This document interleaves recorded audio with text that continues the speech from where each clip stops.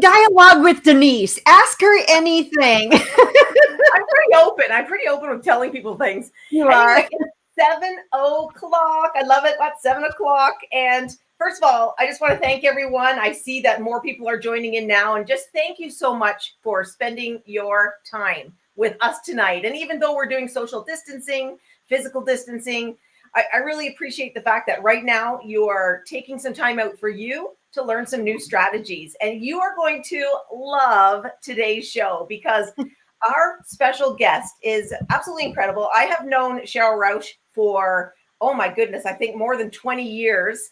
And I'll just tell you a little bit about Sheryl. So she is the CEO of Sparkle Presentations based in San Diego, California. She is an international speaker and consultant. And get this, she is a 17-time published author. I thought I was doing well with 3 books. You have done 17. Bravo to you.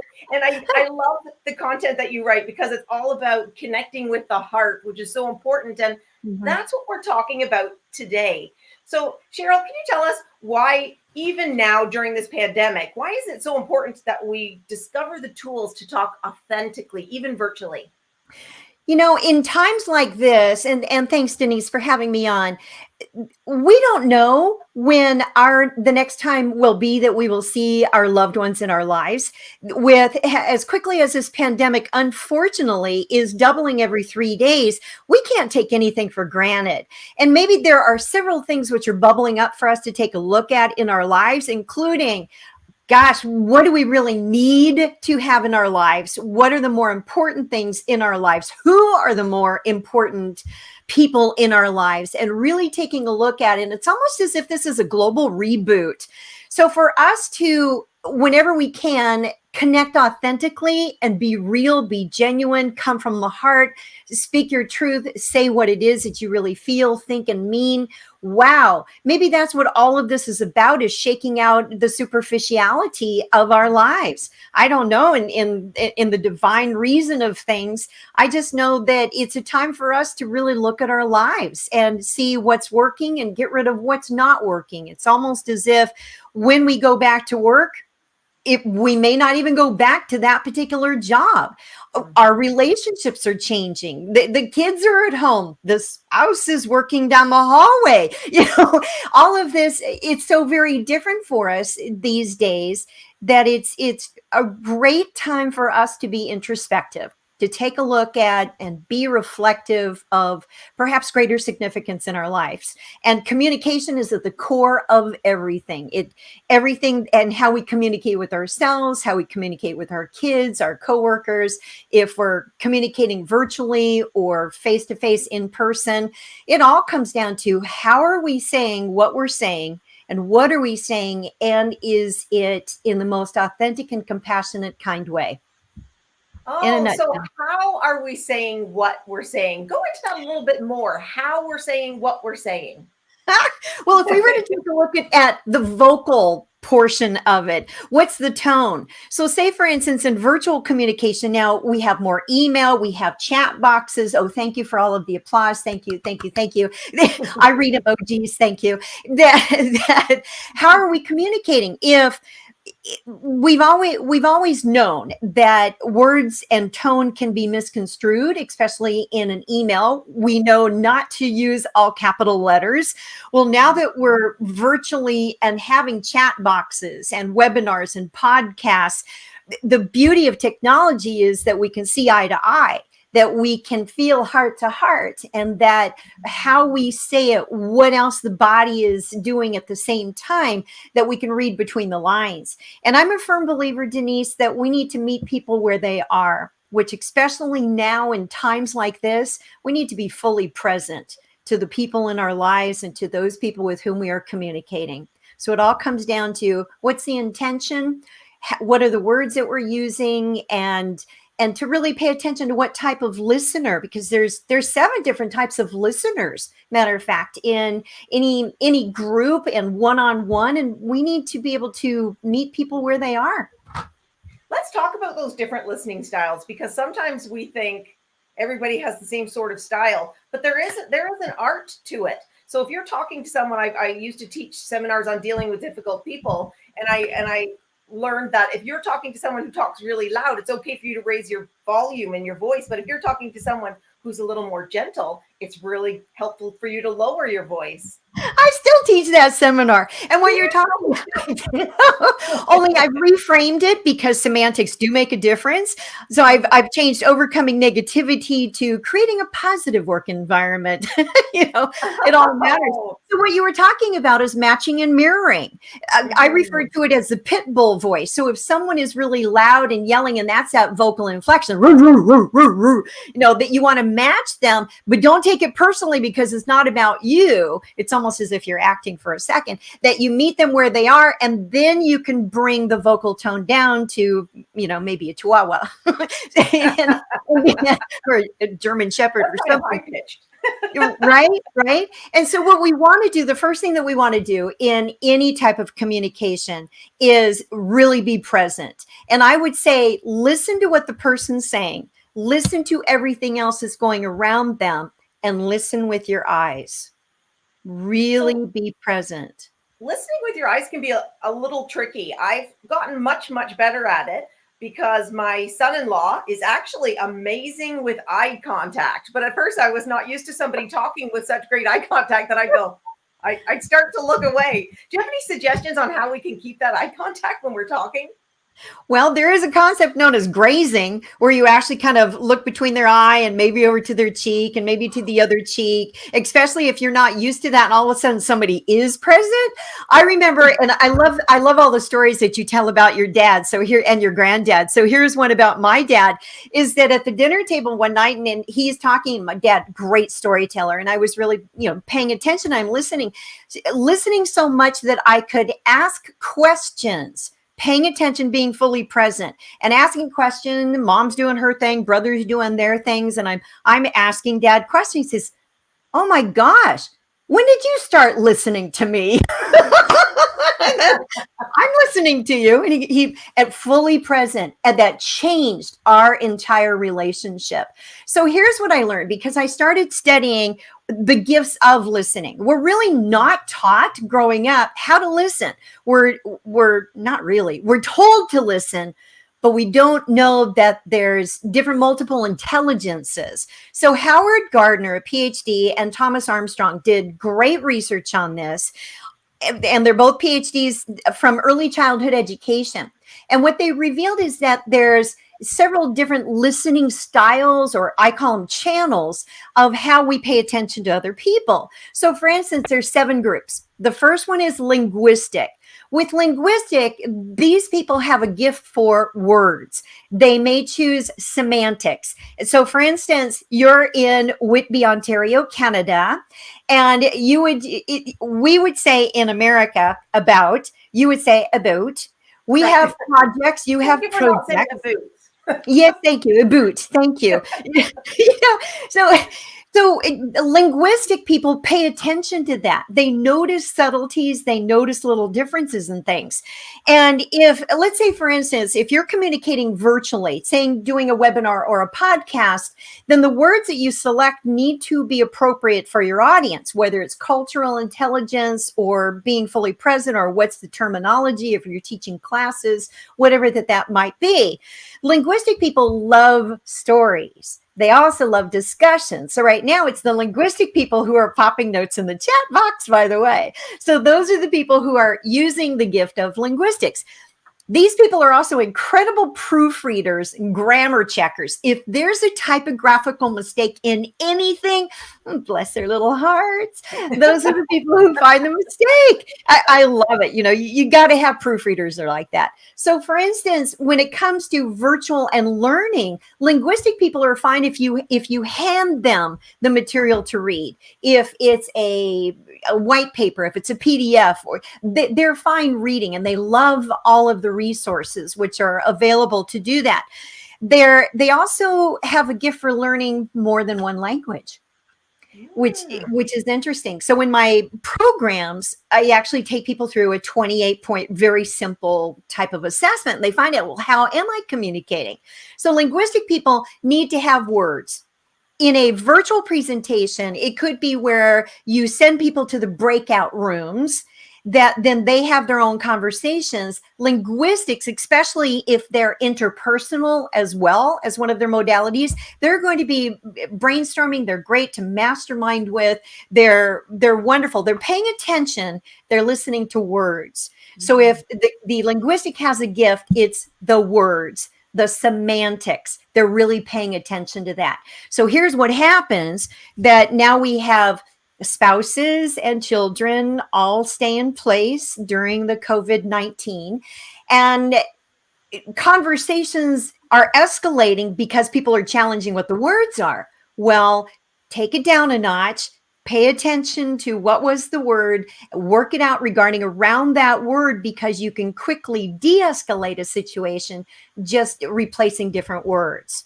So a lot of the conflict is just because somebody uses a word that you interpret a different way and you don't like it. Or it could be the word should. People just hate it.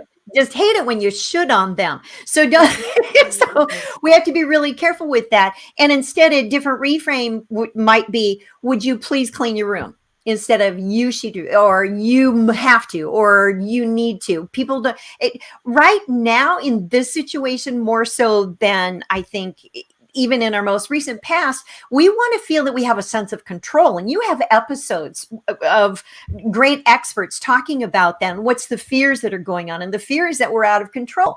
Well, there's a couple of things that we do have control over: our mindset and our choice of words. So we really do have more input into this, and we can easily reframe mindfully. So the linguistic people are paying attention to the words. So that's the first group.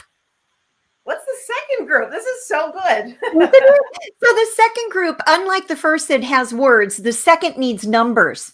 They need numbers. So if you say you're going to be starting this episode at 7:00, it better be 7:00 on the nose, not 7:01. Those people are paying attention to everything virtually. Matter of fact, because I'm doing so many podcasts, webinars, coaching people virtually, it's to the minute. It's not like in the workplace where we could kind of cruise in 2 or 3, 4 minutes late, even though the mathematic would notice that if they were the supervisors. Or if you tell the kids to go to bed at 8:00 and it's 8:08, it's like, no, they're paying attention to that. In a virtual reality and virtual presentations and communicating now, if someone is using numbers in how they're communicating with us, that's a clue. Again, be present. Listen to what it is that they're saying.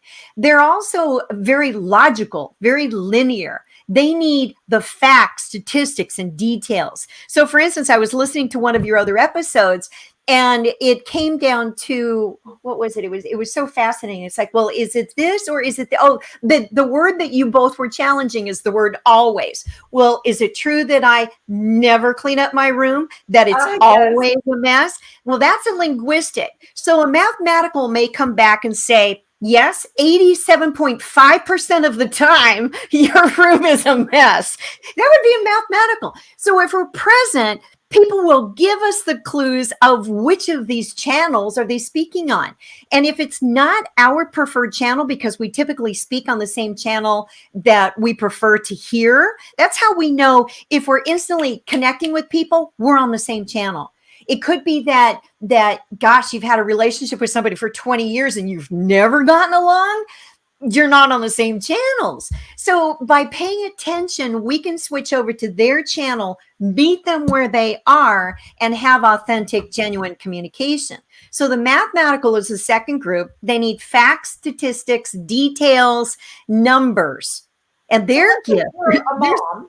Let's say that you're a mom and you're dealing with a numbers kid, and you want them to do something like clean their room. What kind of dialogue would you still just say, can you clean your room? Or is there actually some strategy where you could use numbers? Sure. What if you said, Johnny, there are 3 things that you need to do before dinner at 5? Oh, that's great. Number 1, this. Number 2, this. And number 3, this. And if you finish before 5:00, you will get a reward of whatever that it is. 20 extra minutes on Netflix tonight, or whatever that it is, or Hulu, or right. So yes, tie in numbers into the conversation. I found for me that in in the multiple intelligences, for me, that's my weakest area. So I make certain in my presentations that I always have numbers, because even if it's not my channel, it's somebody who's listening. It's their channel. Isn't that interesting? Yeah. Absolutely. That's so good to know. Because at first I thought, well, how would you talk to a numbers kid? And it's funny because as you were saying it, I thought I was numbers, but then you used that phrase. I'm very aware. So maybe I'm linguistics, but if somebody uses certain words, like if somebody says always, it's like, well, that's an all or nothing word. That's linguistic. That's linguistic. And it's also extreme communication. It's either or, black and white thinking, which normally causes conflict. I caught myself on that. I think the third one, you'll really relate to this, Denise, because you're wearing bright colors and you're very bright and effervescent. The third group are the visual people. We need to see it. So when you're saying, have fun things in your office that really help light your spark or whatever, we need to see visuals. You're wearing bright colors, you have beautiful flowers. So I'm visual as well. So I noticed that your fashionista dress is matching the beautiful flowers seated on the table behind you. Oh. So we need to see it. So for instance, when we're giving someone instructions, whether it be in a virtual presentation, a virtual meeting, or if it's in stay at home in place, and somebody says, well, I don't know what you mean. Can you show me? There's our clue. They're telling us that they're visual. Show me what you mean. Help me see it. Help me envision. I can visualize that. Or sure, that absolutely, then we know that we're on the same page. So they need to see it. Virtually, this could be any type of graphics, whether it be your attire, your gestures, your props, whatever that it might be in that particular presentation. And I think right now in our stay-at-home self-isolation, we need to have bright colors around us. And on the color psychology of things, yellow promotes mental stimulation and helps us feel happy. Oh, so I see a little bit of yellow in your background as well. So what is that you have there? That's a happy sun. Oh, it's a happy, is that a balloon? That's a happy sun. And up here, there's a big old happy face. Well, that's good to know, because listen, bringing in some color right now is something easy enough to do. And when you had mentioned the flowers, the reason I did that is because I have a quarantine checklist that I ask myself every day. And the bottom question, number 6, says, what beauty am I either inviting in or cultivating today? And when I first started going through it, I thought, I can get flowers. Then the next day I asked myself the checklist again. And then I thought, okay, well, I already have flowers. Okay, I'll light a candle. So it's just ways of every day focusing on what you're thankful for and what can you do to bring beauty in. So that's interesting, Denise, because you just tapped on number 4 and number 5 simultaneously. You you did. So for instance, the fourth intelligence is more musical. So to have in your quarantine checklist, I would hope that we would all have some type of playlist that really cheers us up, that whatever it is. So for instance, there's an old song that says, you gotta make your own sunshine, leave your worries behind, you gotta make your own sunshine. So whatever the songs are that help lift you up, especially if you're thinking, oh my gosh, I haven't gotten out in days, which by the way, one of my tips is to eat, vitamin D3, because if we're not getting outside, Beach Boys, thank you very much, Sue. Thank you. Yep. Let's see. I wish they all could be California girls. Anyway. Oh, thanks for singing, and thanks, Sue. Nice to see you there, Sue, by the way. So musical is the fourth group, and the fifth group that you were touching on with the candles is kinesthetic. So kinesthetic, tapping into our senses. And let's see, peppermint creates alertness. And this is what I would sprinkle in the room when I was teaching overcoming negativity, because then it's tough to be negative when there's such a bright aromatherapy of peppermint, which also increases memory. So if you're stuck, if you're not used to working at home before, or if you're getting ready to give a virtual presentation or attend another meeting, I think we're hitting an all-time high on all of our online platforms, is to have some aromatherapy that, like peppermint, Cinnamon's great to wake up to in the morning. So the candles that you light, there's one behind you there by the flowers. So that shows me that I know already of the 7, you are linguistic, visual, musical, and kinesthetic. Oh, So musical. already. Wow. Musical. Well, I get that about you because too, in your speaking, you have a cadence with which you speak. Often You're right. people, yeah, and often people who are musical, they click their pens. They click their pens. And there was something that you did in one of your interviews, and you were snapping or something. So it's like, okay, got it. There's your musical. So you can have some fun with it.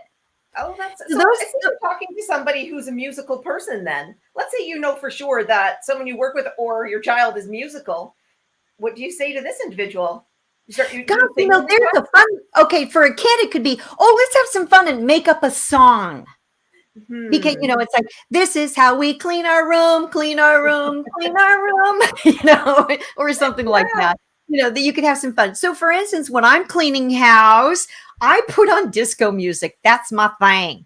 That's my celebrate good times. Come on, sweep, sweep, Sheryl sweep. Roush is the disco queen. I had no idea. So are there any other styles for listening that we need to be aware of? Those are the first 5. So you have your linguistic, mathematic, visual, musical, and kinesthetic. Then there's 2 more, which is interesting because group number 6 is interpersonal. You, Denise, are interpersonal off the scale. You love people. These are people. Barbara Streisand wrote their song, People Who Need People. She wrote your song. Definitely musical. I don't know why. That's you. Well, the musical people will often say, "Guy, that just what we're dealing with right here, guy, just makes me want to break out in song, like happy or happy feet or whatever kind of thing, or that they link a tune to a concept." So interpersonal, so we can be any and all of these 7. So our last 2 are interpersonal, people. And then the 7th group is introspective or intrapersonal. So for instance, let's take the interpersonal who is leading a webinar. And they want to implement all of the first 5 into what they're doing. Then to help support the learning, send people into the breakout sessions or have dialogue or open up the chat for questions and get feedback going that way. So interpersonal are natural facilitators of sessions. We're natural speakers. When a parent has different different kids and or their significant other, anybody else that's in the house, that you want to make sure that you're using all of these modalities so that you're connecting with each person in the conversation. I did this with and let me tell you one more thing, and I'll come back to another story with my dad. So the interpersonal need interaction. Brainstorming, discussion, conversation, dialogues with Denise, whatever that we want to do with that. Then the 7th and final group is that introspective. These are the thinkers. So the clue that we can follow from them is when they say, let me think about it, or they actually do the gestures with the hands, across their, they're thinking like the Bill Gates position, is that they're thinking about it. When they say, let me think about it, we need to give them space. They will go away. They'll process it. So for instance, my father, introspective, kinesthetic. When my mother would say, oh, what do you think about, because my mother was high linguistic, high visual, kinesthetic, interpersonal. She could go to a party, a gathering, and she would know everyone's name within 10 minutes and remember them from years on that, just kind of thing. And when I learned this and I'm watching my parents and seeing where their conflicts would be after 60 years of marriage, that's amazing. Yeah, that's amazing. Yes. Then I thought, oh, Dad's an introspective, kinesthetic. He needs to walk away from the conversation, think about how he feels, check in, and come back. And it will be a very sound, logical question or solution to the situation. Things that Mom had never thought of before. It's like, wow. So when they say, let me think about it, give them space. If this is let's say somebody asking a parent or a coworker or a boss or a supervisor, when they say, let me think about it, give them time. It might be that you say, I'll check back with you tomorrow, say about 2:00. So if they're mathematical and you know that, how about if we check back at 2:00 tomorrow? Is that good? And then they will confirm, or if 2:00's not okay, tell me what, let's say 2:30. Okay, 2:30, we'll check back and let me know what you think. If there's anything that I've missed, let me know. So I'm seeing how you're saying that they might be one of the 7, but they could also be a mathematical. So maybe they have 2 traits. They can be all of them to different degrees. They could. And ideally, this is what we want to do. So as we have the kids at home now, tips for parents is to use all of these and to pay attention to what your children, your teenagers, your grown children who have just moved back to home, whatever that it might be, test these out, because these are tried and proven. It's amazing. So what I find when I do the assessment with audiences, virtual or in person, is that when they look at interpersonal, number 6, and intrapersonal, number 7, they are often either the same point or 1 point different. And what I think that means is that we have balance in our lives. When we're giving a presentation, when we're communicating, we're in front of an audience or whatever it is that we are the leader in that particular situation, we need to be interpersonal. We need to draw from these other channels. Then we need to reflect. That's when we pause and we think. So for instance, after this webcast, then people are going to be going, oh, how do I apply that in my life? Oh, that makes sense. Oh, no wonder that happened, kind of thing. So they're going to be thinking about it. We need to regenerate. We need to pause, be reflective, self-assess. How can we be better next time this comes up? How can I handle that differently now with this information that I know? And then we can step back into it and then again be interpersonal. So we want a balance of all of this. Ideally, we want to have each of the 7. There are different times that we use each of the 7, that's for sure. To be mindful of it is going to help us be fully present. If we're not sure what a person is, pay attention to their words. Again, listen with their eyes, hear what they're saying and guess, and then go ahead and reflect back. And then if you're not sure, they'll correct you. And it's like, oh, so if they say, oh, I hear what you're saying, that's linguistic. I see what you're saying, that's visual. Mathematical. I think you have just helped so many people, because right now, I'm not joking, because in this pandemic where people are living together and forced to stay together 24/7, people are butting heads more than normal. We're seeing it on the news, and we're hearing, the numbers in China for divorce when they were able to get out of their houses skyrocketed. Mm-hmm. So you could have actually just saved marriages right now by saying, oh, okay, so I'm having this conflict. I'm just speaking in a different language. So we think we're all speaking English, but there's actually a language to communicate. There's channels. And so what we need to do sometimes is to pivot the channel just a little bit over to their channel. Well, listen, it's 7:28 and the numbers person likes to finish on time as well. But I want to just ask, where can people get more information? Because like I said, you are a 17-time published author. Can they get your books on your website, or what's the best way to reach out to you? Absolutely. Please find me at Sheryl, Sheryl, Roush, ROUSH.com. I'd love to hear from you. Many of my books are available on ebook and Kindle on Amazon, so you can search me as an author in books. Reach out to me if you would like this program tailored for customer service, for IT, for your employees, for your groups. I'm available to do that, and it would be my honor to be of service. I've loved this dialogue with Denise tonight. This is fantastic. I love it too. And thank you so much